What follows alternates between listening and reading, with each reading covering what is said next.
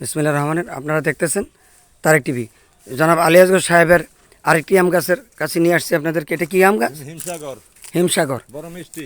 বড় মিষ্টি। এই যে দেখতেছেন আপনারা হিমসাগর আম। এই যে হিমসাগর দেখতেছেন আপনারা, হিমসাগর আম দেখতেছেন।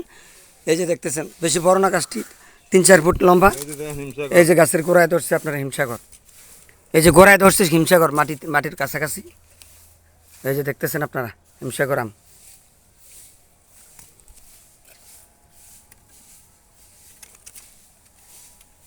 হিমসাগর আম জনাব আলী আসগর সাহেবের। এই যে দেখতেছেন আলী সাহেবকে আপনারা দেখতেছেন, উনি একজন সফল কৃষক, কৃষি জমিতেও কাজ করেন, নিজের করবেন। হ্যাঁ, আপনারা সবাই গাছের যত্ন করবেন আপনারা।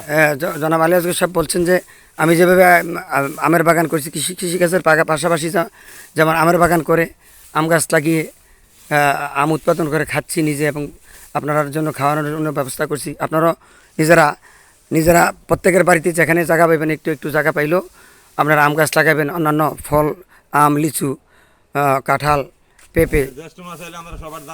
হ্যাঁ, আপনাদের সবাইকে দাওয়াত দিছে জনাব আলী আসগর সাহেব, আপনাদেরকে দাওয়াত করছে। তো রোদ্রের ভিতরে ক্যামেরা তেমন একটা ভালো কাজ করতেছে না, আবার আরেক সময় আসবো, আরও কিছু বাকি রয়ে গেছে।